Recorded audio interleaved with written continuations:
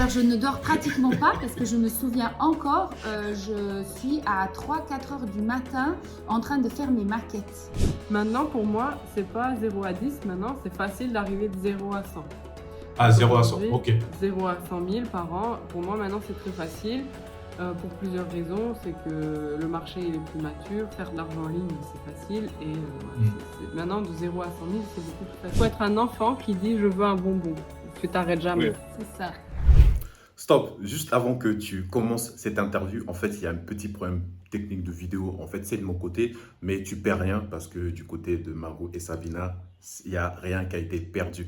Donc, je t'invite à t'abonner et si tu aimes ce genre d'interview, partage et like la vidéo. Allez, bon visionnage. Bonjour personnes extraordinaires, j'espère que vous allez bien. Attention, on a une grande invitée, deux grandes invitées sur la chaîne. J'ai attendu avant que les solliciter parce que je savais que ça allait être du lourd. Et le lourd est arrivé. Et en plus, ils font de l'exclusivité d'avoir première interview, vous deux.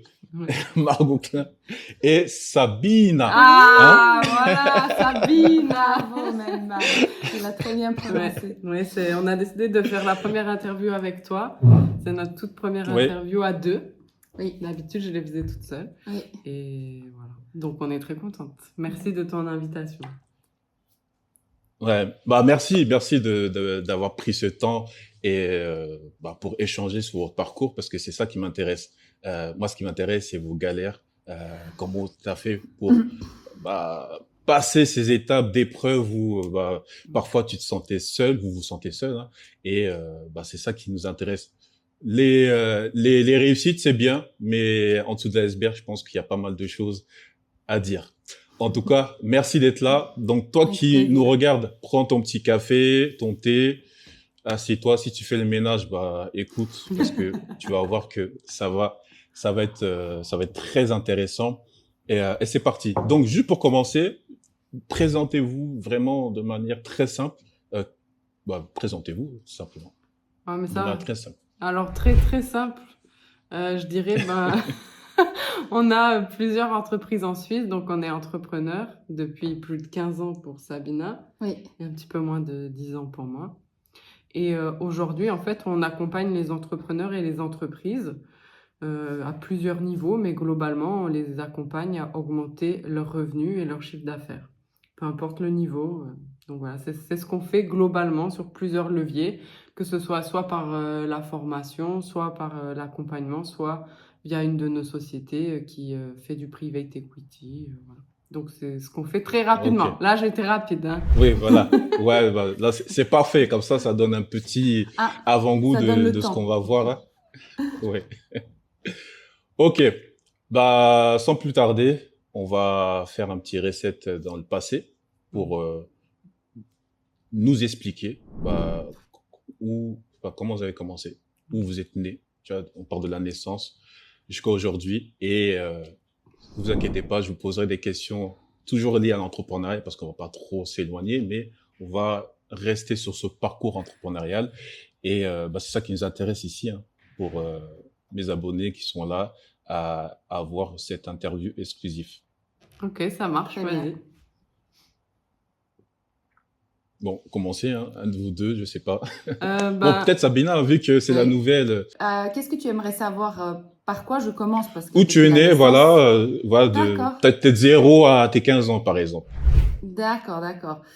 Donc, au niveau professionnel, ce sera pas très enrichissant, mais il y avait en tout cas déjà un esprit, d'ailleurs, très entrepreneurial déjà depuis toute petite.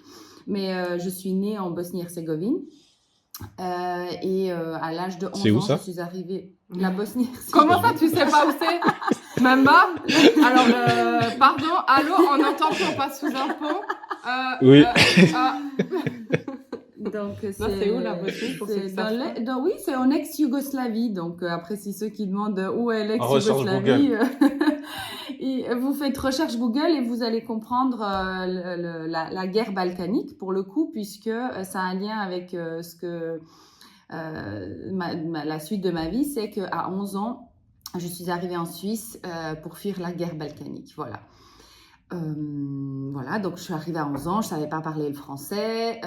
J'arrive dans un centre pour réfugiés.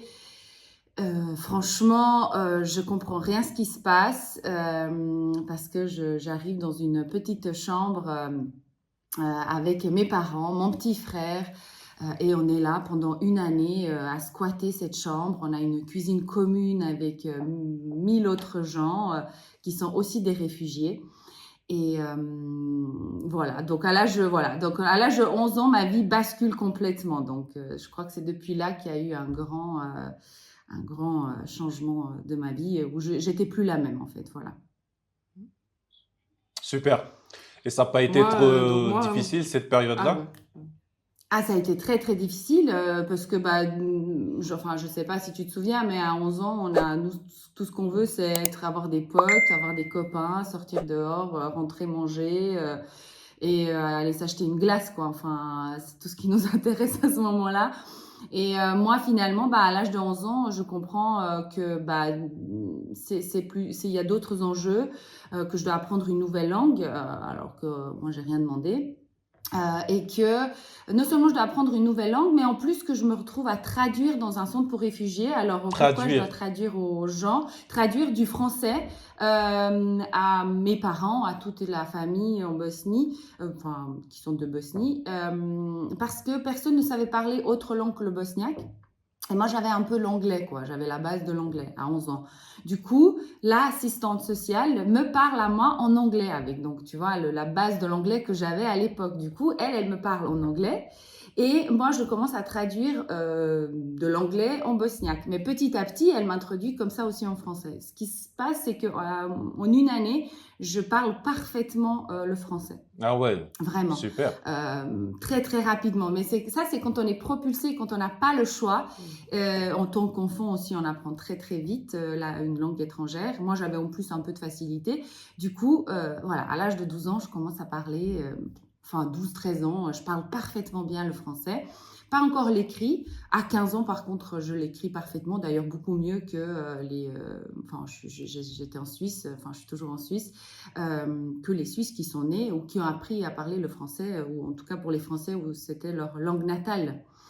Je savais mieux l'écrire parce que j'ai dû l'apprendre parfaitement, en fait. Voilà, et que je devais avoir des bonnes notes pour passer des classes et avoir des meilleures notes. D'ailleurs, j'avais des très très bonnes notes.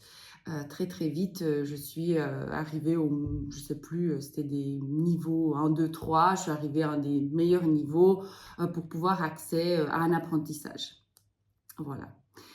Mais à la base, la première année, c'est vrai que j'étais dans une classe d'accueil où personne parlait le français. C'était très très compliqué. Voilà. Mais très très vite, j'ai été propulsée et très très vite, j'ai dû apprendre des choses que je n'ai pas demandé. Ok. Merci Voilà. pour ce parcours. Du coup, Margot, C'est pas facile de passer après. J'aurais dû commencer. Voilà, donc ma vie était bien. Voilà, c'est bon. De 0 à 15 ans, voilà, tout va bien. Non, moi je suis née en France, dans un petit village dans le sud de la France. Voilà. Le village, je sais pas, c'est la campagne, donc ça fait bizarre de vivre en campagne quand même. ouais, mais c'est nul. Non, en fait, c'est juste nul. C'est juste nul, voilà. Je veux dire, il y a des vieux, il y a 2 prisons dans le village, il y a des vaches, il y a des champs, enfin, voilà. Moi, je suis assez dans mon monde, tu vois, quand je suis petite. Voilà, c'est Un peu plus pas... réservé. Ouais, parce qu'il y a beaucoup de choses émotionnelles qui se passent dans ma famille, tu vois, que je partagerai peut-être plus tard. Mais voilà, c'est pas des... Si tu veux, en apparence, tout va bien, voilà. Et mes parents, ils travaillent dur, très très dur. Tu sais, c'est ce qu'on appelle famille ouvrière ou famille, tu sais, classe moyenne. Donc ils essaient de travailler dur pour avoir une maison, pour essayer de partir un peu en vacances, voilà. C'est tout. Enfin, moi, je me fais chier globalement. Je pars de chez moi très très jeune. Je pars de chez moi, j'ai 16 ans et demi, tu vois. Donc voilà, c'est pas 15 ans, mais un an après, je pars de chez moi avec un sac et je me dis, allez, Inch'Allah, on va voir ce qui va se passer dans la vie. Et voilà, c'est comme ça que moi, que je commence ma vie. Je me dis, je me fais trop chier, j'en ai trop marre de cette vie. Et ouais, et à 16 ans et demi, je te jure, je prends un sac et je m'en vais. Et t'as pas peur de sauter ce pas-là? Bah, honnêtement, j'en ai tellement marre. Ce que je vis, c'est tellement pénible pour moi émotionnellement que je me dis, vas-y, qu'est-ce qui va être pire? Au moins, je ferai ce que je veux. Vas-y, je vais me débrouiller. Franchement, c'est quelque chose que je pensais depuis l'âge de 14 ans, honnêtement. Mais tu sais, là, je me sentais pas capable, par contre. Et 16 ans, quand je passe 16 ans, je me dis, ah, je pourrais un peu travailler. Tu vois, il y a déjà des gens qui commencent à t'accepter à travailler. 14 ans, c'est mort, tu vois. C'est mort pour travailler. En tout cas, là où j'habitais, les personnes prenaient. Peut-être si j'avais été un homme, toi, j'aurais pu travailler sur des chantiers, des choses comme ça, mais là, c'est pas le cas. Je suis toute maigre. Je peux même pas soulever, je sais pas. Voilà. Donc ouais, non, je me dis, vas-y, je prends un sac et je me taille. Et du coup, non, je kiffe, honnêtement, je kiffe. C'est pas facile, par contre. C'est très, très dur. Mais je regrette pas. Je kiffe ma vie. Donc voilà. C'est comme ça. Je commence à travailler jeune, du coup, c'est ça qui fait que l'entrepreneuriat, c'est rigolo pour moi. Parce que j'ai fait plein de petits boulots vraiment merdiques. Donc, je sais que je sais qu'il y a bien pire. Je sais que c'est pire de pas savoir où tu vas dormir le soir et pas savoir comment tu vas manger. Donc ouais, c'est... Mais moi, j'étais contente. Voilà. Donc, je sais pas comment te dire. C'est bizarre de dire, il y a des soirs, tu sais pas où tu vas dormir, mais t'es contente. Donc, je sais pas. Voilà. Donc, j'avais 16 ans et demi, 17 ans, ouais. Ça, c'était chaud parce que je passais mon bac. Donc voilà, tu dois étudier. Et tu l'as eu? C'est un peu comme ça. Mais je l'ai eu avec mention. Ouais. Mais Et comment j'ai tu fait l'as 5 ans eu d'études. avec toutes ces Bah, difficultés-là? parce que j'avais des facilités. Honnêtement, j'avais des facilités à retenir. Peut-être parce que tu écoutais bien, non? Non, ça va ou bien? Non, j'écoutais rien du tout en cours. Mes profs... Un jour, j'aimerais bien qu'il y ait un prof qui revienne et qui dise ouais, c'est une casse-couille cette meuf. D'accord. Ouais, parce que j'étais vraiment. Alors, il y avait quelques profs qui m'aimaient bien, mais honnêtement, non, j'étais casse-couille. Je me mettais au fond de la classe. Voilà. Mais du coup, les profs, ils pouvaient rien me dire parce que je retenais. Ah bah oui. Donc, je lisais un cours, je demandais les cours aux gens. Ah ouais. J'étais la meuf qui demande les cours aux gens. Qui lisait les cours des gens et qui avait 15-16 derrière, ouais. Du coup, c'est comme ça que j'ai eu mon bac. Ouais. Trop Du coup, mon bac, je l'ai eu. C'est trop bien, ça. Je l'ai eu parce que j'ai révisé, honnêtement, pendant presque un mois avant. Ouais. Juste un mois avant. Je l'ai révisé. Je vais plus te parler. J'ai révisé un mois avant et je l'ai eu, ouais, j'ai eu une mention. Et après, il y avait des matières où j'avais des facilités, ouais. Donc, ça va. Ok. Voilà. C'est génial ça. Moi, je me rappelle, moi, je devais répéter, écrire pour mémoriser plusieurs fois. Moi, pareil, même pareil. Ouais. Ah ouais.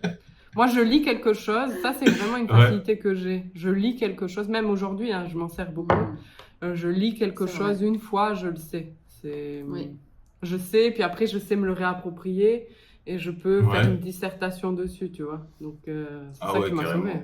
Ouais, non, mais si j'avais pas cette facilité, honnêtement, j'aurais pas pu travailler en faisant mes études parce que j'ai fait 5 années d'études. Pendant 5 ans, j'ai bossé. C'était horrible, je Oui. dormais pas beaucoup. Donc, sans cette facilité, et mes notes ont beaucoup chuté, du coup, parce que j'étais très fatiguée.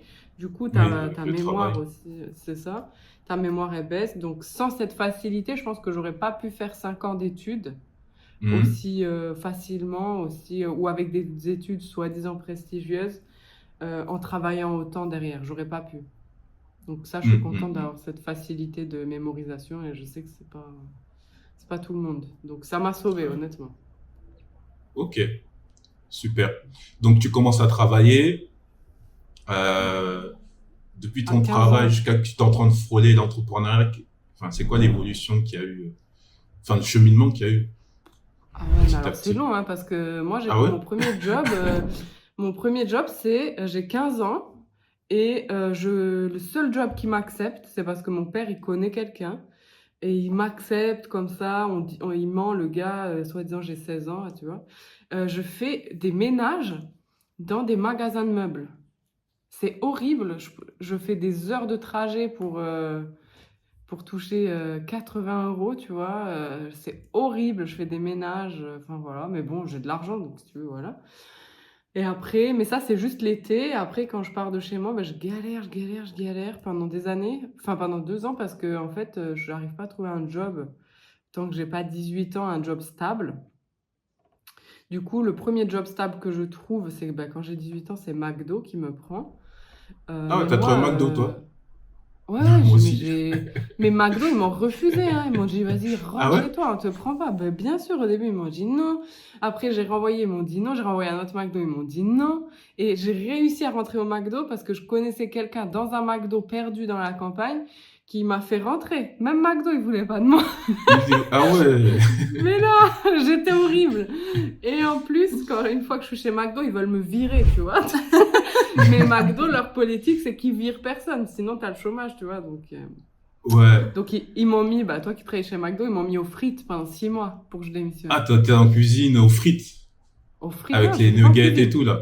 Non, ils m'ont mis au Non? poste frites pendant 6 Ah mois. oui, Le frites, oui, un poste spécifique Juste- frites. Voilà, Ah ils ont ouais, créé le poste ok. spécifique frites pour moi. Ils ont dit, on n'en peut plus d'elle, tu vas parler à personne, tu vas faire tes frites. Tiens. Tellement que tu n'en pourras plus, tu vas démissionner. J'ai tenu, tu Ah vois, ouais. j'ai démissionné. J'ai pas Spécialité démissionné, des frites. j'ai tenu et après ma directrice, elle a dit, oh franchement Margot, très bien, t'as beaucoup changé, on va te Mhm. mettre en cuisine. Et après je suis allée en cuisine. Les frites, c'était Ah, ton t'as fait des développement burgers? personnel. C'était horrible, c'était horrible. Franchement, toute personne qui a travaillé à McDo, et c'est les frites, c'est horrible. Moi, j'ai jamais fait les frites. J'ai jamais Ah, fait les frites. voilà. J'ai fait que Donc des toi, hamburgers. des t'étais Big un bon Mac. équipier. Voilà, c'est ça, pas moi. Moi, je l'ai fait Ouais. après ça. Mais, voilà. Non, mais moi, j'étais pas du tout entrepreneur dans l'âme. Honnêtement, je connaissais pas ça. Et du coup, je cherchais toujours un job pour gagner de l'argent. Et j'étais vraiment insupportable en tant que salariée au début. Et grâce à McDo, qui m'a bien, tu vois, bien cassé comme ça, et qui m'a bien formée, j'ai commencé à être un peu plus disciplinée. J'ai commencé un peu plus à écouter. Et la première personne que j'ai vue qui était entrepreneur, c'est le franchisé de chez McDo. Du coup, Ok. le franchisé... Du coup, le patron. Le patron, Enfin, donc c'est à oui. McDo, c'est des franchises, et donc Mhm. un patron, il a plusieurs restaurants. Et en fait, il venait, je sais pas, une fois par mois, je sais pas combien de temps, il se détaillait avec sa femme, donc il venait, et tous les deux, ils avaient les franchises. Et tout le monde disait waouh! Et il arrivait en Porsche, le type, tu vois. Il avait le premier, il arrivait avec le 4x4 Porsche, c'était à l'époque, ça venait de sortir, et c'était incroyable, tu vois, où il avait un BMW, enfin, ils avaient plusieurs voitures, je me disais waouh! Tu sais, il arrive et tout le monde disait, ouais, ils sont millionnaires et tout, tu sais, moi j'étais là. Et je disais, mais son job, c'est quoi? Il vient, tu sais, il parlait avec les directeurs, enfin, la directrice du McDo, et puis le reste du temps, ils étaient genre aux Maldives, enfin, ils partaient en voyage, tu vois. Je sais pas si c'était vrai, mais en tout cas, moi, j'ai cru ça à fond, tu vois. Et du coup, je me suis dit, mais moi, je vais être millionnaire, quoi, ça a l'air vachement bien comme métier, tu vois.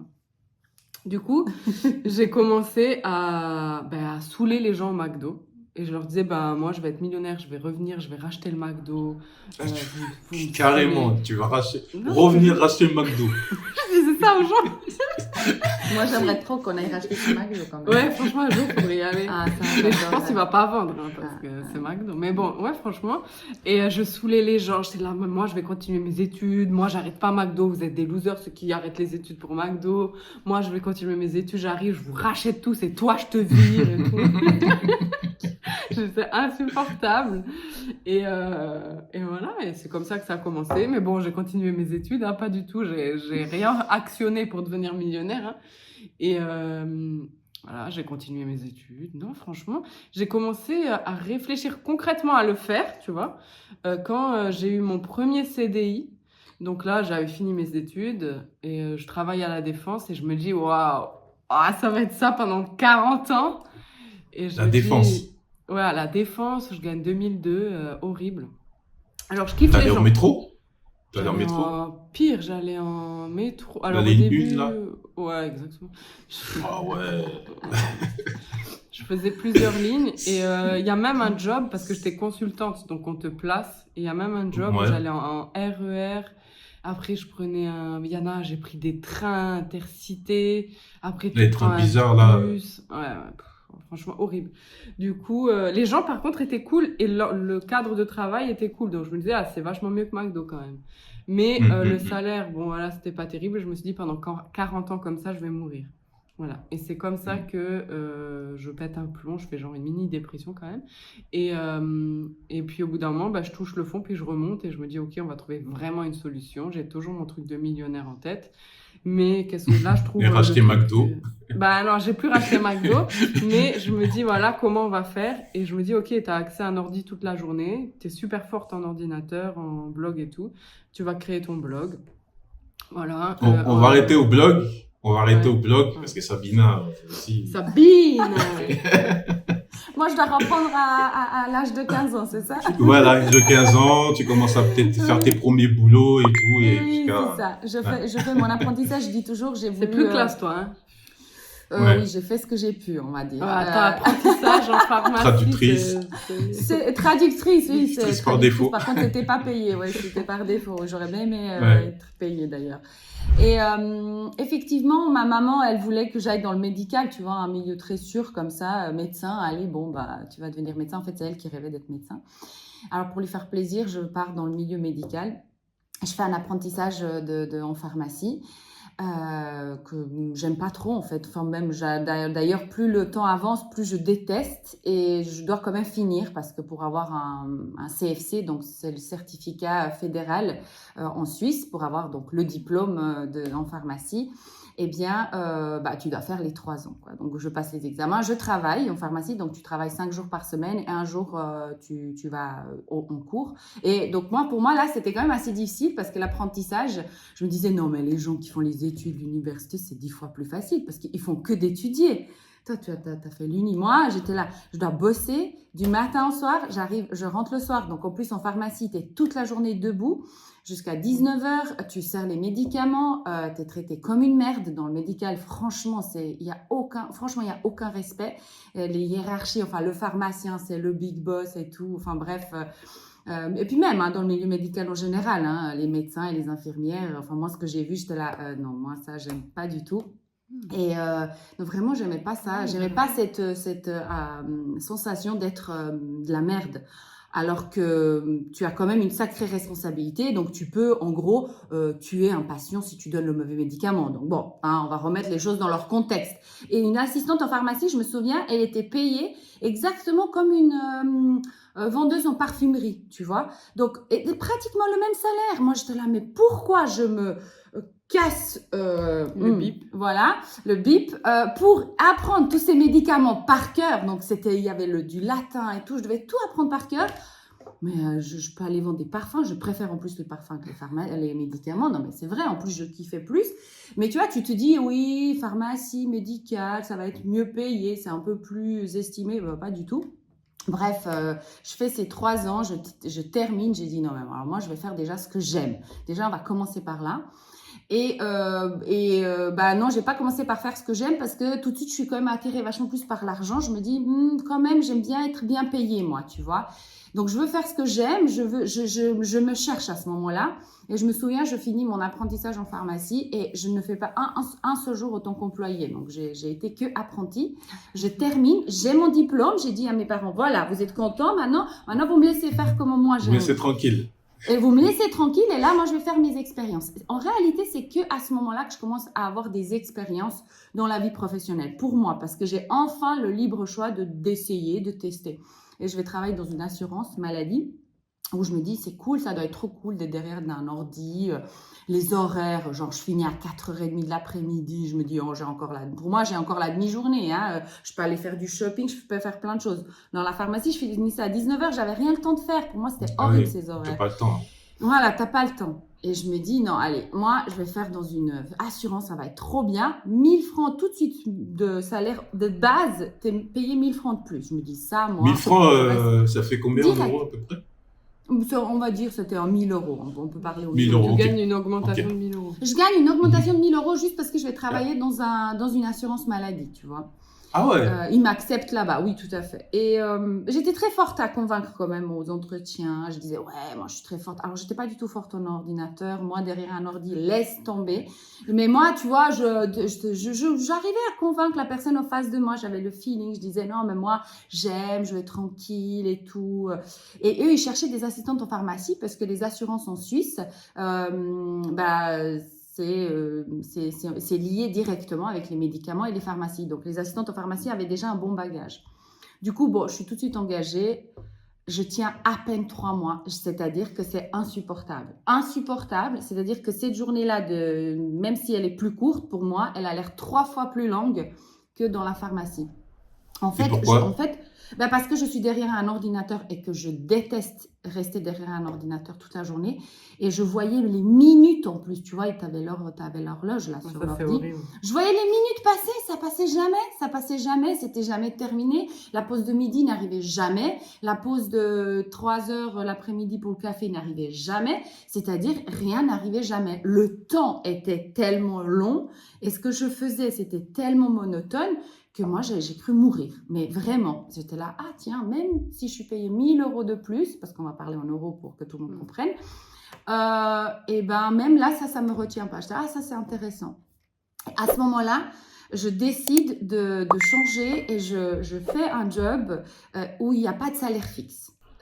Et c'est des cosmétiques, donc c'est toujours un peu proche de la pharmacie. Payé à la com. Je suis à la com, exactement.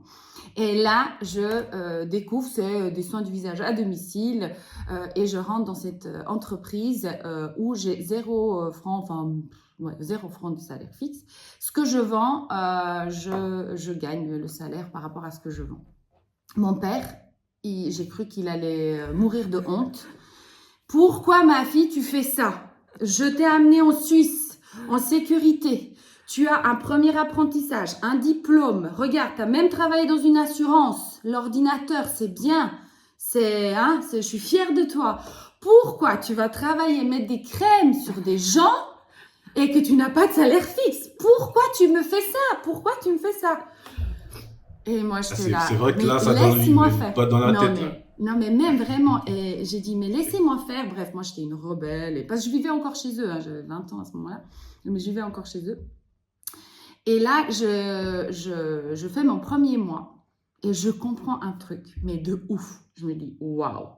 En fait, et le patron de cette entreprise, qui s'appelle toujours Monsieur Chic, qui est exceptionnel, moi, je le vois aussi arriver en Ferrari. Ah oui. Oui. Lui, il a une société, je le vois arriver en Ferrari. Vraiment, je me souviens, Ferrari rouge. Je me souviens que toutes les autres salariés étaient hyper jalouses. Toutes mes collaboratrices, étaient très, très... en fait, elles avaient vraiment la mauvaise langue en disant « Oui, mais lui, il arrive en Ferrari, il se fait l'argent sur notre dos et tout. » Puis moi, à ce moment-là, je me disais « Mais vous êtes débile ou quoi? Enfin, je veux dire, si lui, il ne gagne pas, comment vous allez recevoir votre argent déjà ?» Enfin, je veux dire, il y a une base logique pour moi. J'y comprenais rien à l'entrepreneuriat. Mais ça, par contre, j'avais très bien compris que c'était mieux que le patron gagne plutôt qu'il perde. Enfin, bon, si tu travailles pour lui, tu vois. Donc, tout de suite, j'avais déjà ce flair de travailler pour le patron et se mettre à sa place. C'est-à-dire, si lui, il gagne bien, moi, je vais pouvoir progresser dans la société. Bref. Pour faire court, je suis restée quand même 7 ans dans cette entreprise. J'ai fait tous les postes. J'ai gradé tous les postes. Pourquoi? Parce que le premier mois, je gagne, à 20 ans, je me souviens, mon premier salaire, c'était 5 600 €. Alors que je partais de la pharmacie à 3 000. Pourquoi? Parce que j'ai super bien vendu. Parce que le premier, toi tu connais certainement, tout le monde connaît qui a fait des salaires, des postes à la commission. J'ai fait toutes mes copines. Toute ma famille, j'ai appelé tout le monde, j'ai saoulé tout le monde, je suis allée faire des soins du visage à tout le monde et j'ai vendu à tout le monde. Et je gagne le premier salaire et puis c'est comme ça que j'ai fait ma clientèle. Après, j'ai eu plein d'autres clients et j'arrive vers mon père et je lui dis, regarde, donc je gagnais plus que lui. Mais je gagnais plus que lui. Moi, c'était ça. Comment il a pris ça? Est-ce que maintenant, tu peux me lâcher? Est-ce que c'est clair là maintenant? Il a dit, ok, ma fille, vas-y, fais ce que tu veux. Vas-y, fais, je t'embête plus. Bref. L'argent, c'est un langage universel, on dirait. Comment? Non, l'argent, c'est un langage universel. Ah, ben exactement. Et là, franchement, les codes ont changé. Moi, j'ai tout compris. Et je suis restée 7 ans dans cette entreprise où j'ai adoré travailler. Moi, je dis que c'était ça mon université parce que j'ai toujours rêvé de faire l'uni. J'ai toujours rêvé. C'était un fantasme, genre moi j'ai pas fait d'études, C'était l'inverse de toi, Mm. Margot. Et Non, mais moi, j'aurais aimé moi, gagner 5000 balles par mois en vendant des trucs. Hein, voilà, faut ouais, pas bon, le bah dire. voilà, c'est ça. Et en fait, moi, j'ai appris comme ça sur le tas.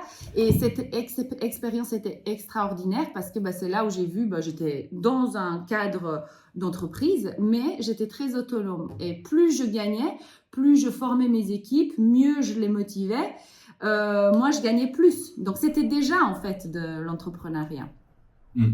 Sans le savoir, en fait. Pour moi, c'était pas, j'avais juste un trop bon poste. Et quand est-ce que tu as créé ton entreprise alors? Eh bien, j'ai créé mon entreprise. Après les 7 ans chez. Ah oui, environ, oui, oui, tout à fait. Ouais. Oui, après les 7 ans, après, il y a eu encore un autre. Après, j'ai eu un enfant, Ah, donc Emma, qui a aujourd'hui 16 ans. Ok, une grande fille. Voilà. Et, oui, une grande fille, oui, une ado, oui. Et là, oui, j'ai fait une petite pause, enfin, petite pause, non, même pas. J'ai fait une pause de juste le temps d'accoucher, on va dire. Et effectivement, je me suis tout de suite remise, mais là, j'avais cherché un autre job. J'ai travaillé après dans l'horlogerie, etc. Et quand Emma, elle avait 1 année, je décide d'ouvrir ma première entreprise. Parce que je me dis, là, quand même, tu enrichis bien le patron, c'est bien. 7 ans, j'ai bien compris. Et j'ai fait surtout le tour de tout ce que je pouvais faire. Et en 2008, j'ouvre ma première entreprise où je me disais, mais c'est trop cool en fait, il suffit bien de vendre et tu gagneras bien ta vie. Voilà, mais effectivement, tu vois pas l'autre côté de Ok. l'entrepreneuriat, Du coup, c'est-à-dire tu le chef ouvres. d'entreprise. Ok, du coup, tu ouvres ta première entreprise et du coup, Margot, premier blog, Moi, comment ça démarre? mon premier blog, il démarre je crois que c'est 2014. Donc, moi, ça démarre, comme je te disais, parce que alors, je suis en train de perdre du poids à Oui. l'époque, parce que j'ai fait, comme je t'ai dit, une petite dépression, tout ça, c'était horrible. Du coup, j'ai pris du poids et donc je perds du poids. Je perds du poids hyper vite, à tel point qu'il y a Ok. des gens qui pensent dans mon travail que je suis une nouvelle. Donc, ouais, il y a des directeurs en réunion qui me reconnaissent pas et tout. Donc, je me dis, Ok. j'ai l'air Donc, de bien ça a été maigrir, quoi. assez rapide alors. Oui, en Ça 3 a été mois, je rapide. perds 15 kilos, ouais. 4 kilos en 3 mois? 15 kilos en 15, 3 mois. 15 kilos. Ok. Ouais. Du coup, Ok. je suis pas très grande, donc ça se voit vite, quoi. Oui, Et oui. voilà, et je me dis, j'ai envie de créer un blog, j'associe les deux. Donc, le sport, l'alimentation, le mindset aussi sur le bif. Enfin, voilà. Donc, j'écris. Mais Donc, allez. d'où te vient l'idée du blog, vu que tu étais en train de travailler? Mais d'où te vient l'idée J'ai de toujours faire un kiffé blog? les ordinateurs. Alors, Internet, ça a été toujours ma Ah, passion. contrairement à Sabina, toi, Ouais. l'ordi, tu kiffes. Ah, moi, l'ordi, c'est mon meilleur ami, je te le dis. On est très complémentaires, hein. C'est pour ça qu'on s'est associés. Et moi, en fait, l'ordinateur, je saoule mes parents, je crois que j'ai 12 ans, mais je les saoule pour acheter un ordinateur. C'est hyper cher à l'époque, genre, ils me disent, non, mais t'es mignonne, mais voilà. Mais je les saoule. C'est tellement je les saoule. C'est toujours ma technique de négociation aujourd'hui. Ouais, toi, tu saoules les gens.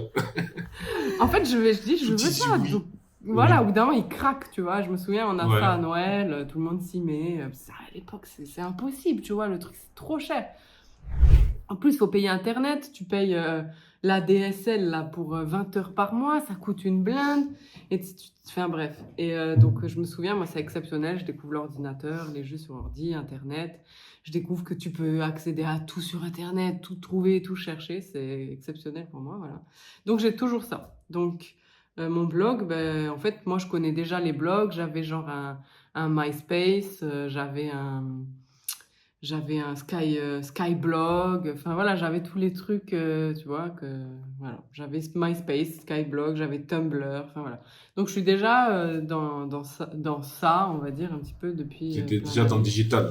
Oui, je kiffais, mais à titre perso, tu vois, j'avais juste mes trucs.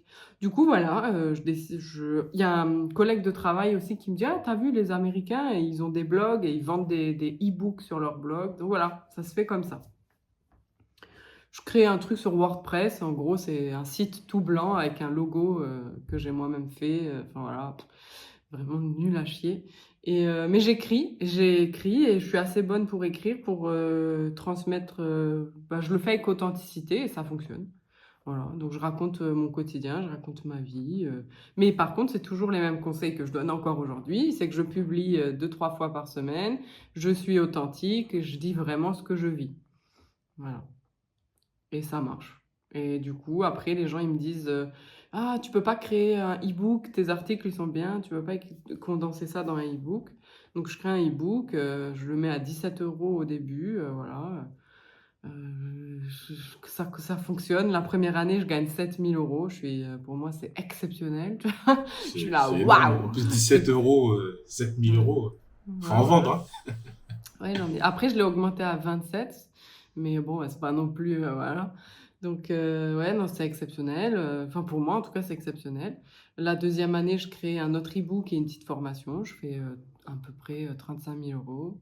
Et je me dis, waouh, attends, c'est exceptionnel. Donc, je crée une société. En plus, tout ça, je travaille à côté encore, hein. Je suis À côté, salariée. hein, ok. Ouais, puis après, je me fais repérer par des gens qui vendent des formations en ligne et qui sont hyper connus. Ils me disent, tu veux pas faire mon marketing? Je dis, ouais, grave et tout. Et voilà. Et donc, l'année d'après, je fais, je crois, 110 000 ou 120 000. Pour moi, c'est incroyable. Dans leur Ouais. business des personnes à qui tu travailles. Non, avec mon Ou- blog, plus le job Oui. que je fais pour eux. Ah, ok. Ah, super. Et je suis pas payée de ouf, hein. À l'époque, Bah, attends, 100 000, mais à l'époque, c'est disons- énorme, quoi. Oui, voilà, mais je travaille beaucoup. Donc, j'ai 3 jobs. Je travaille pour les gens sur le web, pour mon blog et je suis salariée aussi. Du coup, c'est chaud. Je dors pas énormément, mais je sais pas, j'y arrive. Je sais pas comment je fais, mais j'y arrive. Et voilà. Donc, ça commence comme ça. Et après, bah, je me dis, bon, bah, ça fonctionne bien. Quand même, quand je fais le marketing des gens, je dois quand même avoir un petit talent là-dedans. Parce qu'on fait plusieurs millions avec les gens avec qui je travaille. Et je me dis, bon, eux, je me dis, ben, ils étaient super connus, ce qu'ils font, c'est ouf, quoi. Et je me dis, mais peut-être je pourrais faire un petit peu pour moi. En parallèle, je gagnerais un petit peu mieux, quoi. Je me dis, je peux travailler pour eux, puis faire aussi pour moi. Donc, c'est là que je créais la marque Margot Klein. Voilà, je créais mon site margotclein.com, hein, qui existe toujours. Donc, et voilà, et là, je commence à vendre des petites formations sur le business, l'argent, le marketing, et ça fonctionne. Et il y a des gens qui sont super, pour moi, qui sont super forts, qui sont là depuis longtemps dans le business, qui prennent mes formations, qui rejoignent mes immersions. Enfin, c'est ouf, et voilà, et ça commence comme ça. Et je commence ma chaîne YouTube, voilà. Est-ce que tu peux nous expliquer ou tu as le souvenir d'une grosse difficulté de ce passage-là? Oh, wow, il y en a 1000, mais Une seule. le plus Peut-être dur, la plus émotionnelle ou la plus Ouais. compliquée, je sais pas. le plus dur, c'était de démissionner de mon job pour vivre à temps plein de mon blog. Ah, Ça, faire cette c'est- transition. Ouais, c'était horrible. Parce que bah, le blog, ça, tu sais, il y a des mois, tu fais genre, je sais plus combien je faisais à l'époque, mais il y a des mois, c'était bien, il y a des mois, un peu moins bien, des mois bien, un peu moins bien. Donc je me dis, waouh. Et tu sais, quand tu es salarié, tu as l'habitude à la régularité, donc c'est tout un Ouais, mindset c'est à toujours changer. pareil. Ouais. Du coup, c'était très très dur. Et puis je me disais, est-ce que je vais réussir à gagner ma vie? Est-ce que je vais réussir à payer mon loyer? Enfin voilà. Du coup, c'était dur. Et puis, j'ai pris cette décision. Voilà. Après un Tu l'as accident pris de tout vélo. seul? Ok, c'est le vélo. Ouais. C'est l'accident de vélo qui t'a. C'est Dieu, il m'a dit, vas-y, alors tu hésites. Bah, moi, je vais pas te faire hésiter longtemps. Je t'amène des signes. Dieu, il a fait, bon, Margot, les gars, elle comprend rien, donc on va lui envoyer Ouais. un signe dans sa gueule, parce qu'apparemment, Ouais. c'est plus comme ça qu'elle comprend. Du Ouais. coup, je me fais défoncer je suis en vélo, je me fais éclater par une voiture dans Paris. Ah Ah, parce que ouais, tu dans fais un Paris. marathon. Pas un marathon, un Euh, triathlon. un Je triathlon. m'entraîne pour le Un triathlon. triathlon? Ok. Ouais, je me fais éclater par une voiture. Waouh. Je pars aux urgences, traumatisme crânien, j'ai des points de suture. Enfin, au final, j'ai presque rien, mais Oui. je me dis, ok, ben en fait, je peux mourir Si. genre là, maintenant, tout de suite. Là, donc, on va maintenant, peut-être ouais. pas se faire chier avec un job de merde, quoi. On va peut-être faire ce qu'on aime, tu vois. Ok. Voilà. Voilà. Donc, c'est ça qui. Ah, c'est- et boum. Et après, je Merci le vélo. Ah ouais, merci Dieu surtout. hein. Ouais. Donc, et voilà, c'est comme ça que je me lance et c'est là où, boum, j'y vais vraiment à fond. C'est ça le plus dur, ouais, c'était de décider ça. Ok. Merci. Du coup, Sabina. tout ton Oui, alors la business. suite, oui. Donc moi, ça, je rejoins un petit peu Margot quand même parce que pendant 2 ans, donc j'ouvre ma société quand ma fille elle a 1 année, mais parallèlement, je travaille aussi. Je travaille encore dans la même société, hein, puisque je fais de 19 à 26 ans. Et je me souviens, donc je fais 2 jobs au début, enfin 2 jobs, donc l'ouverture de la société, ce job donc où j'étais chasseur de tête et c'était un très bon job parce que bah enfin j'étais très très autonome, chasseur de tête.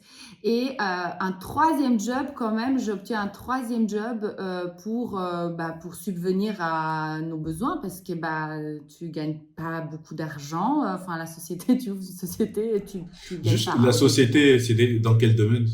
Ah oui, C'était dans pardon, oui, quel j'ai domaine? oublié de dire. Oui. C'était dans l'architecture, enfin dans la construction, plus précisément aménagement d'intérieur, avec le mobilier sur mesure, donc cuisine et mobilier sur mesure. Décoration inclus? Non, pas du tout. Non, non, pas du tout. Vraiment aménagement sur mesure, du dur, donc cuisine, salle de bain, armoire, dressing, voilà. Aménagement sur mesure pour les propriétaires en Suisse et des appartements de location. Mais tu crées ça, hein. Tu fais Je- pas que aménager, hein. C'est-à-dire, tu Bah, dis? tu crées les cuisines. Ah oui, je crée les cuisines. Ouais. Oui, bah, je vais en venir parce que justement, c'est-à-dire que j'ouvre ça avec le père de ma fille à l'époque et on n'a aucune. Ça, c'est important de le savoir quand même. On n'a aucune formation là-dedans. C'est-à-dire, je reviens, je viens du médical. Lui, il était électricien, mais rien à voir. C'est-à-dire, personne n'a de la décoration ni de l'aménagement d'intérieur en nous, quoi. Il n'y a rien du tout. Et quand on me dit, c'est vrai qu'à chaque fois j'entends, oui, mais j'y suis pas de ce milieu et tout, moi ça me fait trop rire parce que genre, je suis vraiment passée du noir au blanc, quoi. Et effectivement, je fais ces 3 jobs et je ne suis toujours pas formée à ce que j'ouvre comme entreprise, c'est-à-dire architecte d'intérieur. Et je me dis, quand même, peut-être pour avoir un peu de crédibilité, on va quand même faire une petite formation. Et à côté, je rajoute une formation. Donc, je me forme à l'architecture d'intérieur les cours du soir. Donc, je suis maman d'une fille d'1 année. J'ai un job de chasseur de tête à la commission je le garde encore un petit peu parce que ça fait venir un petit peu d'argent. J'obtiens un nouveau poste en tant que directrice des ventes dans l'horlogerie bijouterie et j'ai ma formation d'architecte d'intérieur. Donc ça, c'était une période. Plus l'entreprise, quoi. Alors, Ah oui, plus l'entreprise à lancer, voilà. Alors ça, c'est tout à fait. Mais tu dormais quand? Alors, je ne dors pratiquement pas parce que je me souviens encore, je suis à 3-4 heures du matin en train de faire mes maquettes. Parce que les cours de formation d'architecte d'intérieur, il y avait 6 modules. Donc moi, j'y allais, donc c'était une fois par semaine. Et puis entre deux, j'essayais de suivre comme je pouvais. Avant d'arriver à l'examen de chaque module, je me prenais, je sais pas moi, 2-3 nuits avant pour réaliser ce qu'il y avait à réaliser, c'est-à-dire des maquettes, des plans, enfin voilà, les projets qu'il y avait, puisque c'était sur 6 modules complètement différents.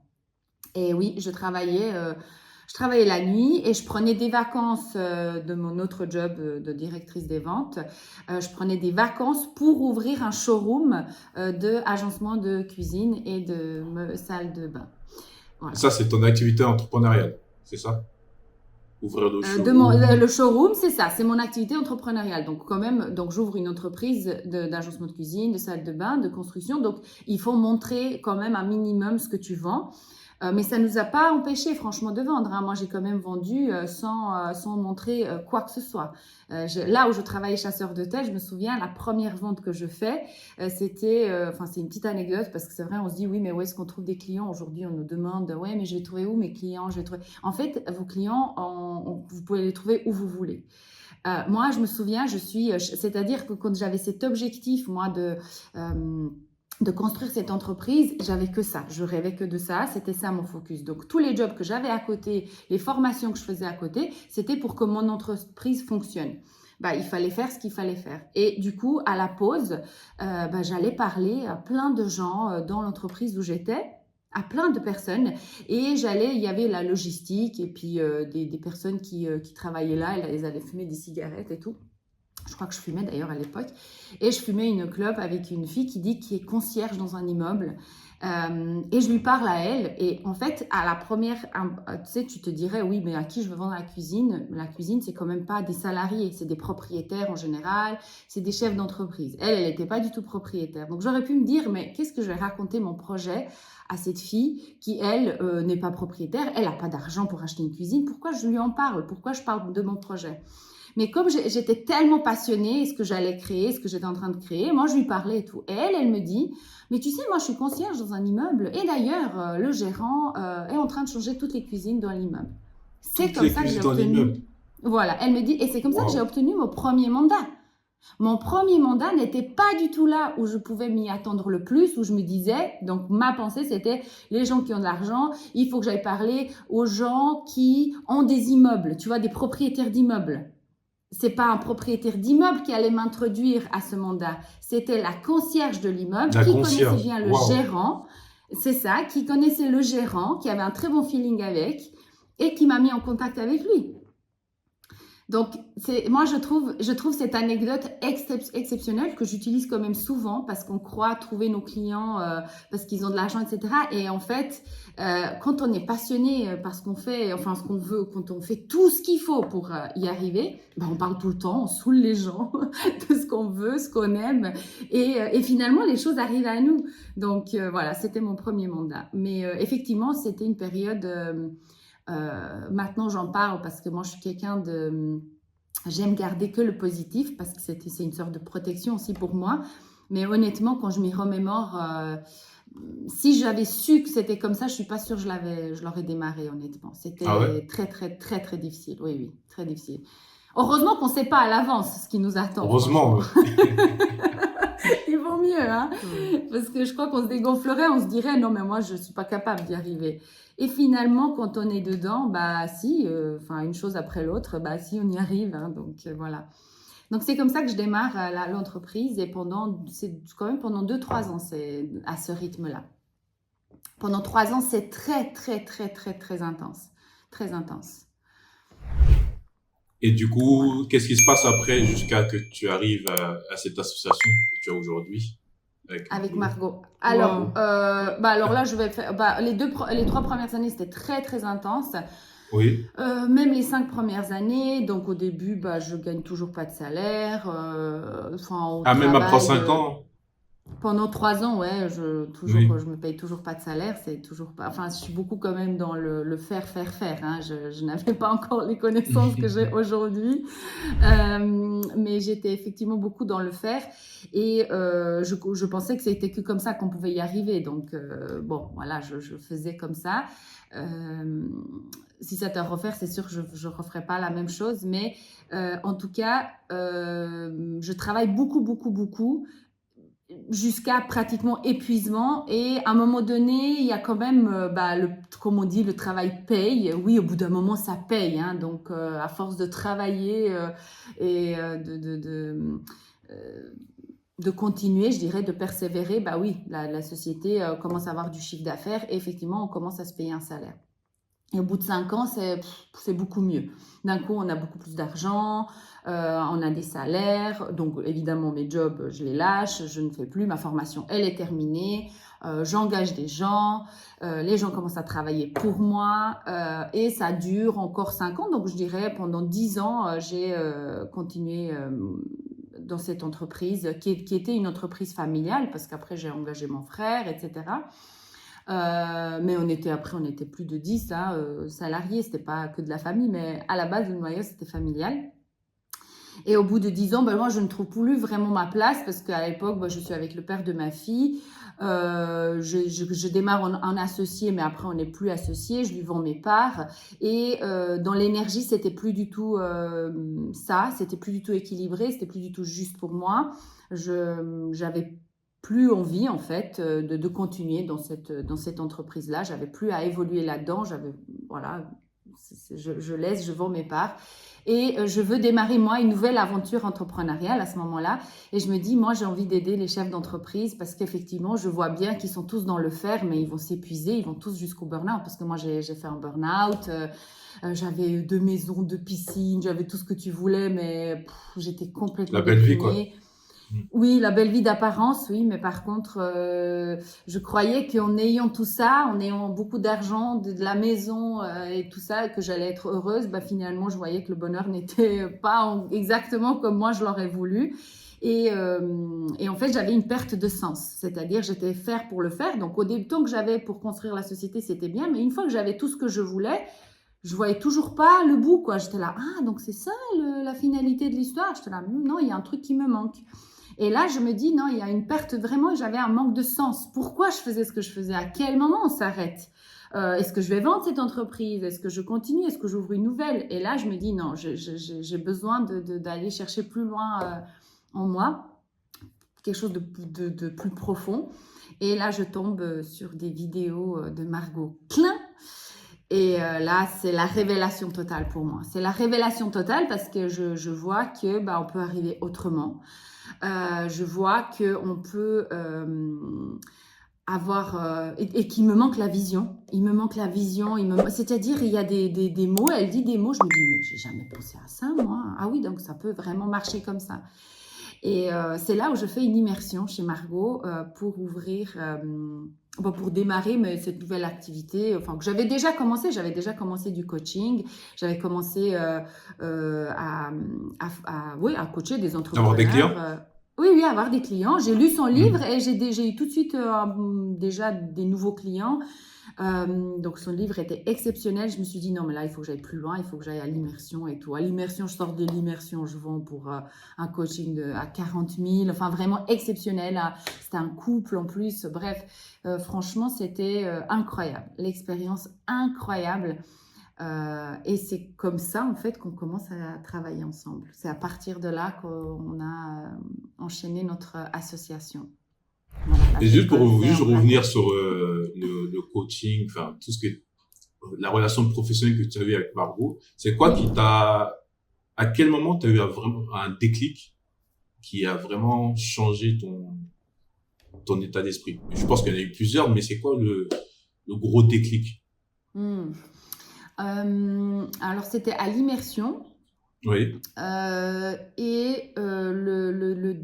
Alors pour moi, le déclic, c'était que j'ai réalisé que tout ce que je faisais jusqu'à ce jour-là précisément, ce jour-là à l'immersion, tout ce que je faisais, toutes mes actions, c'était mené pour être aimé.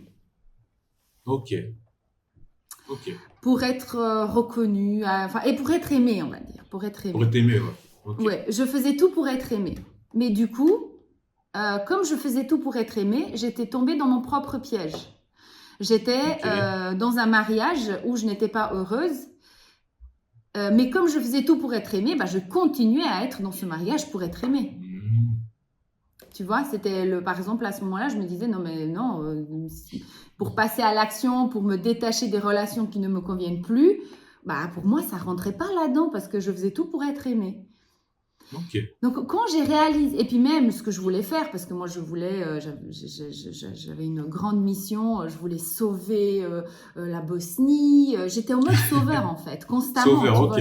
Ouais, vraiment, sauver la Bosnie, ouais. J'avais envie de sauver les gens là-bas. Je les traitais un peu comme des victimes parce que moi-même, je voyais pas que j'étais que je jouais au rôle de la victime. Et du coup, j'étais encore beaucoup dans l'ego. Je ne voyais pas ça, moi. Je croyais que j'étais à fond dans mon truc et que il fallait juste de la persévérance, il fallait continuer. Et finalement, j'ai réalisé que non. Oui, que toutes mes actions étaient quand même basées sur vouloir être aimée. Que ce soit pro, privé, etc. C'est-à-dire qu'il y avait toujours une teinte là-dessus. Et quand j'ai enlevé Margot m'a aidé à débloquer ça et elle a mis vraiment... parce qu'elle a son super pouvoir, c'est le système. Donc en fait, c'est comme si elle comprend mon système, elle avait compris mon système. Et elle a vraiment mis le doigt sur le truc que moi, je ne pouvais pas voir. toute seule, Ok. en fait. C'était vraiment... moi, je ne vois pas comment j'aurais pu voir ça, C'est sincèrement. pour ça qu'il y a des coachs. Hein. C'est pour ça qu'il y a des coachs, oui.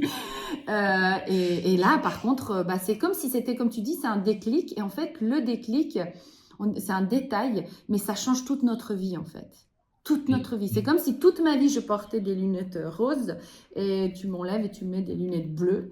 Et d'un coup, je commence Et tu à vois voir avec autrement. un nouveau filtre. Et je vois autrement les choses. Du coup, toutes mes actions étaient différentes. Et toute ma vie a commencé à être différente. Donc depuis là, je n'ai plus jamais vu la vie avec les lunettes roses. C'était avec les lunettes bleues. Et Ou ça, sans c'était... lunettes, avec tes vrais yeux. Oui, peut-être oui, avec mes vraies yeux. Oui, Il n'y avait pas d'autres lunettes. Oui, Hein, il y avait juste... C'était juste enlever les lunettes. Oui, c'est vrai, c'est juste. Ok. Voilà, donc là, il y a eu le grand... c'était ça, le grand déclic. Ok, bah super, merci pour ce retour d'expérience. Avec plaisir. Bah, du coup, Margot, De quoi, moi quoi? alors Où est-ce que de ça a arrêté?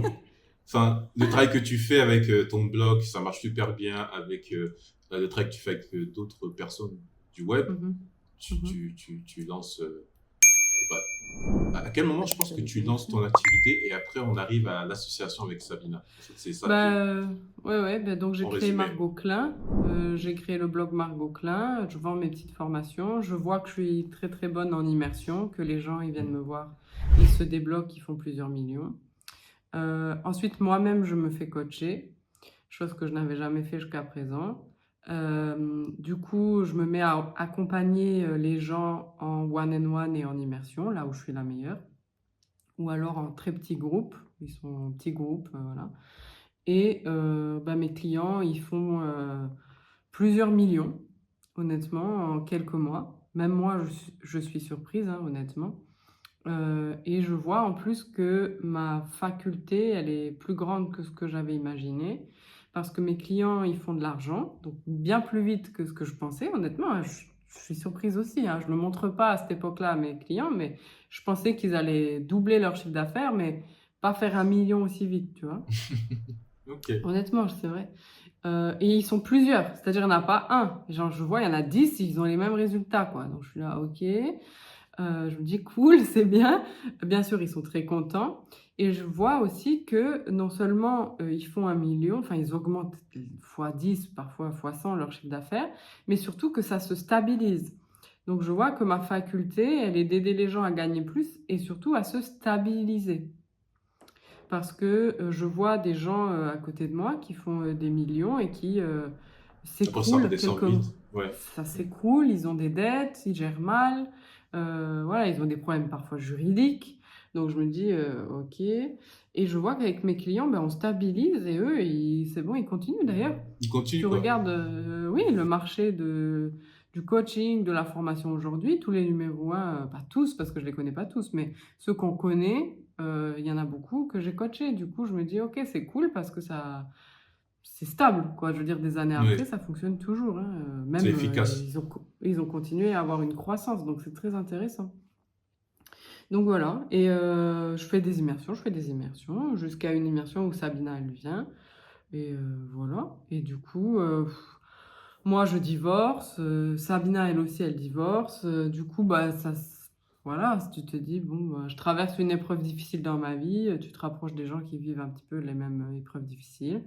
Moi j'habite à Malte, je quitte Malte. Elle habite en Suisse, elle me dit viens voir la Suisse, il n'y a pas d'impôt sur les cryptos et ils aiment les riches. Elle sait me parler. Et Tu connaissais même pas la Suisse, je comprenais pas. C'est vendre, il l'a pas oublié même. Et du coup, je dis mais qu'est-ce que je vais faire en Suisse, ce pays-là qui n'existe pas. C'est où la Suisse? Je sais quoi la Suisse, tu veux que j'aille faire quoi en Suisse? Bon, je dis bon, vas-y, je viens une semaine de toute façon. Voilà, elle m'amène sur la Riviera à Montreux, là, où j'habite aujourd'hui, où on a acheté notre maison. Et je me dis waouh, c'est un lieu exceptionnel ça. Et je me dis ok, je vais venir en Suisse. Et voilà, après on tombe amoureuse. Et ce qui est un peu fou, du coup, tu sais. Et tu divorces, tu dis, je sais pas, c'est le bon moment de genre... de recommencer à une autre histoire. Je suis pas sûre. Tu sais, j'ai retenu que c'est pas bien de l'amour, tu vois. Du coup, tu dis, je sais pas, là, tu sais. Voilà, bon, finalement, ça fonctionne. Et du coup, on est amoureuses et en plus, on se dit, bah tiens, on va travailler ensemble. Oui, et puis moi, je me suis dit, non, c'est pas bon de travailler ensemble. Ouais, C'est pas tu bon vois, de travailler en couple ensemble. Moi, j'ai dit jamais, plus jamais je fais ça. c'est Plus ça. jamais. Du coup, Ouais, bon, bah, voilà. on se dit, c'est vraiment nul ce qu'on fait, c'est de la merde. Ouais. Ça, c'est le mental. Et en Ouais. fait, dans les actions, ça fonctionne très, très bien. On s'amuse, Ouais. on fait des trucs qu'on kiffe. Enfin, je sais pas, tout s'enchaîne comme ça, à une vitesse vraiment folle. C'est en plein Covid. Oui. Nous, en plein Covid, on réalise des chiffres d'affaires exceptionnels, records. On est là, bon, ok, on crée plein d'entreprises. Le notaire, il est là, mais Il comprend il rien. comprend rien, tu vois. Ouais. Donc voilà, on se dit que ça c'est plutôt pas mal, tu vois. Après, bien sûr, hein, il y a des challenges, c'est pas genre tout beau tout rose, il y a des challenges, mais bon, bah, malgré les challenges, ça fonctionne. Et après, de fil en aiguille, on crée Groupe Klein ensemble. Et Groupe Klein, c'est quelque chose que j'avais toujours voulu créer, qui est une société, en fait, où je me suis dit, bah, moi, j'étais en train de racheter des entreprises aux États-Unis grâce à un mentor, Dan Peña. Mais le problème, c'est que j'ai dû arrêter. Enfin, j'ai dû faire un choix. J'ai dû arrêter parce que la Suisse et les États-Unis, c'est pas possible. Si tu habites en Suisse, tu ne peux pas avoir des intérêts économiques aux États-Unis. Ah ouais? Non. C'est quoi, Tu ils peux sont pas en ouvrir guerre c'est la loi, c'est comme ça. Tu C'est ne peux la pas ouvrir loi. un compte en banque si tu as des intérêts Ok. économiques aux États-Unis. Du coup, en fait, c'était Ok. dur. C'était une épreuve, ça. J'ai dû bah, soit j'arrête ce que je fais aux États-Unis, j'ai quand même passé 1 an à construire ça, et je vais en Suisse, soit bah, je pars aux États-Unis vivre, quoi. Voilà. Oui, parce que tu étais sur Ah le ouais. point de partir. Ouais, Enfin, ouais, tu j'étais- réfléchissais voilà. à partir à vivre aux Du États-Unis. coup, c'était dur honnêtement, mais je choisis de rester en Suisse, ça je regrette pas. Et du coup, je me dis, ok, bah, comment je peux appliquer toute l'année que j'ai passé à bosser? Et Sabina, elle me dit, bah, les gens, ils veulent investir avec toi. J'ai dit, mais j'ai pas besoin de l'argent des gens, moi. Et Je te disais tout le temps. ouais, Oui, mais j'avais pas besoin d'argent, qu'est-ce que tu veux, je m'en foutais de l'argent des Ouais. gens. oui, mais les gens voulaient te donner leur Ouais, argent mais- pour que tu, Ouais. toi, Moi, je m'en tu foutais. gères leur argent. Je tu dis, là, j'ai pas l'enrichis. besoin, mon problème, c'est pas l'argent. Donc voilà, je dis aux gens non, non. Et en fait, mon rêve, c'était de racheter des entreprises, d'investir dans des entreprises. Donc on crée Groupe Klein pour faire ça en Suisse. Et puis les gens, ils veulent investir dans Groupe Klein. Et nous, on leur dit, mais si tu veux, Groupe Klein vient de le lancer. On ne sait pas si un jour ça va fonctionner. Donc voilà, tu peux faire x10 parce que c'est du private equity, mais tu peux faire 0 hein, aussi, tu vois. Donc, et les gens, ils font, ouais, on s'en fout, on veut investir avec vous. On dit, mais on vient juste de créer la société, je sais pas si vous êtes au courant. Et ils disent, ouais, c'est bon, on prend le risque. On est là, ok, d'accord. Ouais. Du coup, il y a des gens qui nous font confiance et bah, voilà, on commence à investir dans notre première entreprise, notre deuxième, voilà, on fait des tests, des erreurs, on se dit ça fonctionne, ça, on s'éclate au sol. Voilà, il y a des choses qui fonctionnent, bah c'est vrai, il y a des choses qui fonctionnent, des choses qui fonctionnent pas. Et voilà, on se dit ouais, mais en fait ça c'est top, enfin voilà, et de fil en aiguille, c'est là où on en est aujourd'hui. Et aujourd'hui, on se retrouve à créer un projet de fonds, type fonds d'investissement tokenisé. Enfin bref, on se dit, mais à quelle heure on arrive là? Quelle heure on arrive là? C'est fluide, on attire des gens, on a des avocats exceptionnels, un notaire exceptionnel, des gens qui nous accompagnent sur les montages financiers de manière exceptionnelle. On vient d'acquérir un magnifique. Ouais, alors ça, à titre privé, on vient d'acquérir un appartement. Oui, mais je veux dire, c'était pas chose facile, C'est quoi. vrai, c'est vrai. C'était À côté difficile. de tout le professionnel. Avec Groupe Klein, on a acheté une Aussi. propriété aussi qu'on transforme en studio télé pour propulser les entreprises dans lesquelles on investit. Qui et est pour bientôt terminé. oui. Enfin voilà, c'est plein de choses, tu vois, qu'on crée comme ça, qu'on ne parle pas forcément publiquement. Donc toi, tu auras plein d'infos qu'on dit jamais. Oui. Mais Merci. ce qu'on voit toujours, c'est Margot Klein. Bon, maintenant, il y a Sabina. Oui. C'est, nous, on est beaucoup sur l'argent parce que notre mission à toutes les deux, bah, c'est d'encourager un maximum de gens, un maximum d'humains à s'enrichir. Parce que ben, nous, notre envie, c'est de changer le système actuel, qui est le système capitaliste, on le connaît tous. C'est ce qui est là en place. Et c'est un système basé sur la compétition. Donc c'est voilà, la compétition, celui qui écrase un petit peu les autres. Et nous, ça ne nous convient pas. Et du coup, nous, on a remarqué, et c'est pas nous, hein, on a remarqué les gens qui sont très successful depuis des centaines d'années, c'est des gens qui se sont associés, c'est des gens qui ont encouragé d'autres gens, c'est des gens qui étaient à plusieurs. Même Rockefeller, qu'on cite tout le temps, qui a beaucoup utilisé la compétition, il a utilisé à un moment donné l'association aussi. Et du coup, nous, on veut encourager un maximum de gens à devenir riches parce qu'on sait qu'on a besoin d'être beaucoup et d'être très nombreux pour changer le système actuel et passer de la compétition à l'association.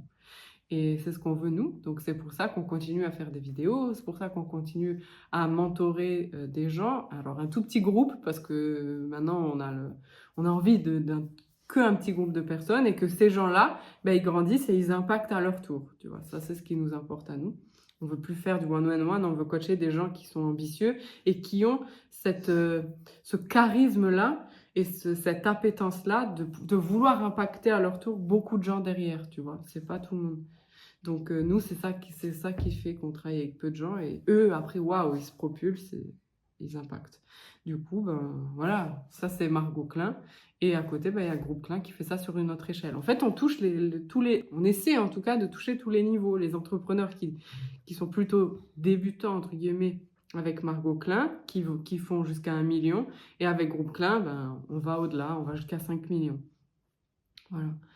Donc c'est ça. Du coup, j'avais une petite question. Ok, j'avais une petite question. Quand tu as fait ce choix difficile, soit aux États-Unis, faire la méthode d'Anne Peña et de s'installer en Suisse, est-ce que la forme, tu as continué les achats d'entreprise? En fait, si tu avais continué, tu n'avais pas, tu as arrêté? Si, en fait, je ne pouvais pas parce que je ne pouvais pas vivre en Suisse en ayant des intérêts économiques aux États-Unis. Ok. Et la méthode Anne Peña, est-ce que c'est applicable en Suisse sans avoir de compte, de relation avec la Suisse? C'était ça ma question. Ah oui, tu peux appliquer la méthode d'Anne Peña en Suisse. C'est juste qu'en Suisse, c'est très différent des États-Unis et de l'Europe. C'est pas dans l'Europe, la Suisse. C'est qu'en fait, en Suisse, quand tu achètes une entreprise ou tu achètes un bien et que tu as besoin d'un crédit hypothécaire, que ce soit pour acheter une entreprise ou acheter de l'immobilier, il faut savoir qu'en Suisse, la loi est très stricte, tu dois mettre 20 à 35% de l'apport. Ok. Donc, sur quelque chose, on va dire 1 million pour calculer facilement. Tu n'as rien à 1 million en Suisse, mais disons 1 million. Tu dois mettre 20% de 1 million à la banque. Donc, ça fait 200 000. 200 000. Donc, ça, tu es obligé, tu ne peux pas compresser ça, en fait, en Suisse. Du coup, la méthode d'Anne Peña consiste à acheter sans argent. En Suisse, c'est pas possible, par contre. Voilà.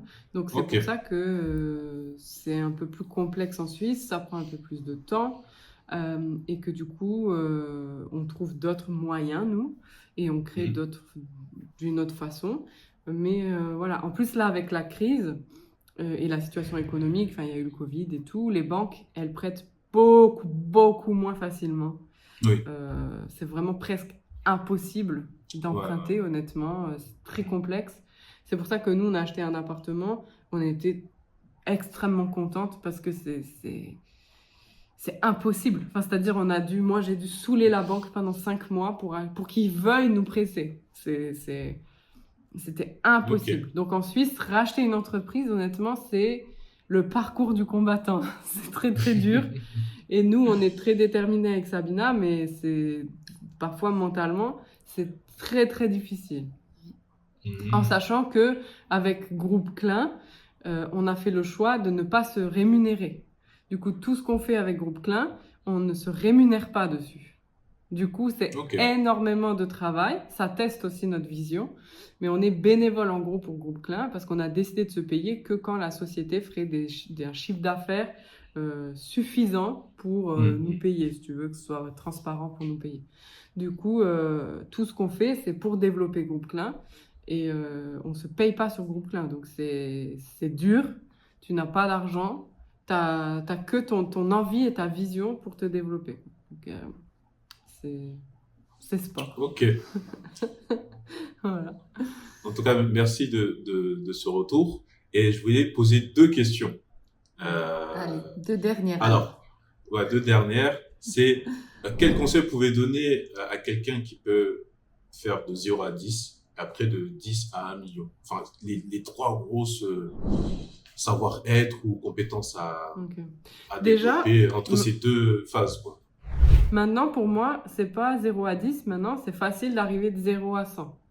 Ah, Donc 0 à 100, aujourd'hui, ok. 0 à 100 000 par an, pour moi maintenant c'est très facile pour plusieurs raisons. C'est que le marché il est plus mature, faire de l'argent en ligne c'est facile et voilà, maintenant de 0 à 100 000 c'est beaucoup plus facile. Donc déjà de 0 à 100 000 c'est d'avoir un produit qui fonctionne, qui répond à un besoin, qui est très simple et qu'on délivre. Voilà, c'est tout con, mais il n'y a personne qui fait ça.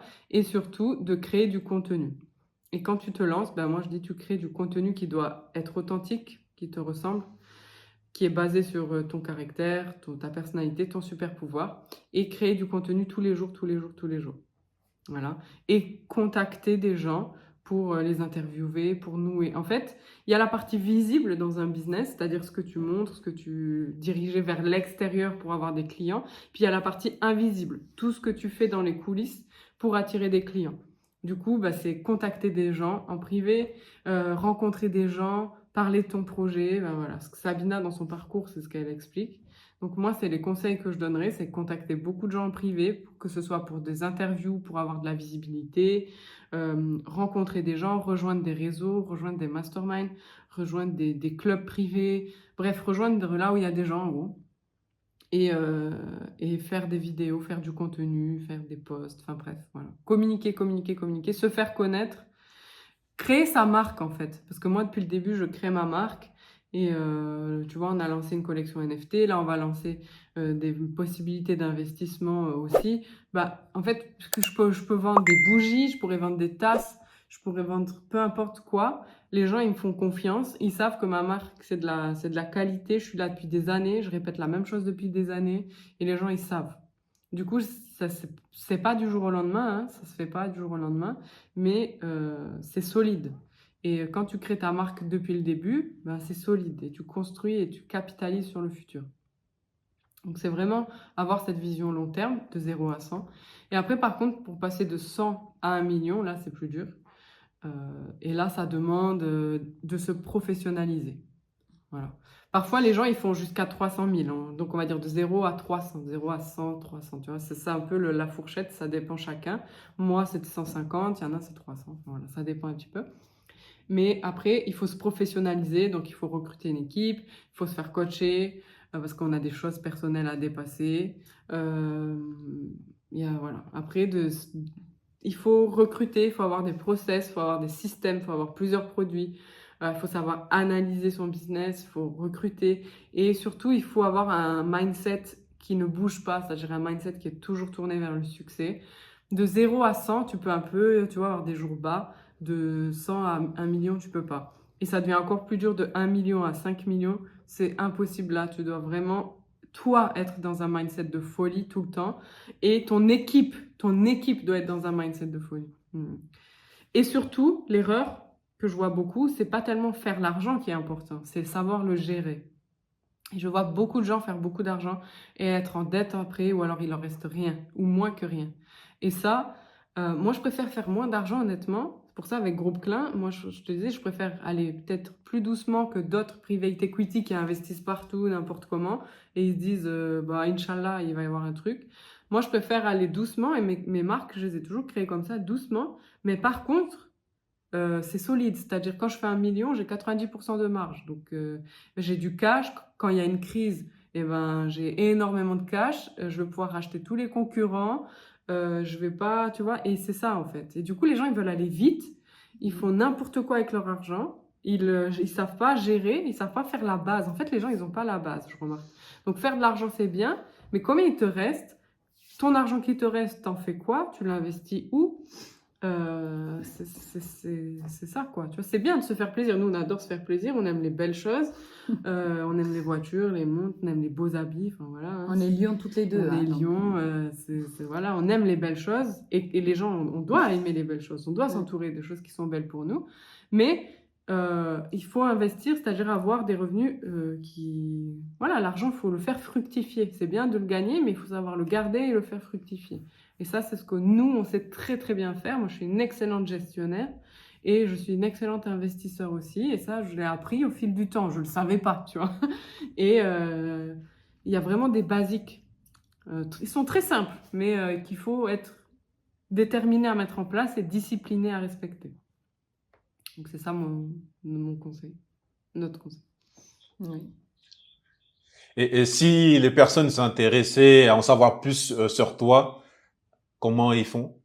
Oh, ben, les gens, ils vont sur YouTube, ils mettent Margot Klein ou sur Instagram.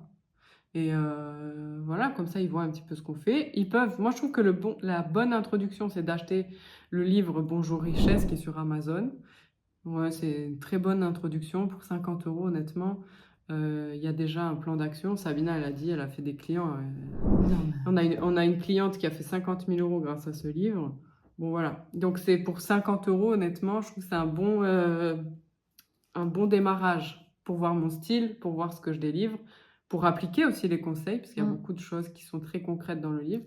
Et je trouve que c'est bien pour démarrer. Donc, je conseillerais ça en plus de YouTube et Instagram. Ok. Voilà. Et Sabina, tu veux rajouter quelque chose sur ça? Alors franchement, Margot, elle a tout. Non, non. Là, Margot, elle a tout dit. C'est-à-dire, je suis là, j'acquiesce. Je fais oui, non, c'est parfait. C'est parfait. Ok. Donc, merci de votre temps, de votre disponibilité. Et comme j'aime bien le dire, j'ai une petite question que je pose à ma communauté. Et s'ils répondent, ils ont un coaching avec moi pendant 30 minutes. Donc, ils répondent. La première personne qui répond à ces questions, elle gagne. Donc, si tu as bien suivi, c'est quelle est la couleur de la voiture du patron de Sabina. Donc, si tu as la réponse, tu dis ça, tu l'écris en commentaire et le premier, il a gagné un coaching gratuit avec moi. Joli. C'est bien ça. Waouh. J'aime bien ce jeu. Waouh, pas mal, pas mal. Pas mal. Ok, merci. Bah, merci à toi, Memba. Merci, et Memba. On kiffe ce que tu fais. Donc, Oui. j'espère que tu vas continuer parce que tu es quelqu'un qui est vraiment très talentueux et qui accompagne les gens et tu le fais avec le cœur, mais aussi avec l'esprit. Donc ça, nous, on aime bien. Donc On merci adore. à toi. D'ailleurs, je crois que la preuve, c'est que tu es le premier à nous interviewer toutes les deux. Ouais, Tu ouais. as l'exclusivité. Donc, je crois que hein, Ça parle. les mots Mm. sont plus nécessaires. Ouais, je crois que j'ai compris un truc. Il faut saouler les gens. Oui. Ouais, ouais. Non, je te jure, hein, c'est ça qui fonctionne. En fait, faut être un enfant qui dit je veux un bonbon. Tu t'arrêtes jamais. C'est ça, exactement. En tout cas, merci beaucoup pour cette interview. Avec plaisir, Memba. À la prochaine et au revoir Sabina et Margot. Bye. Ciao.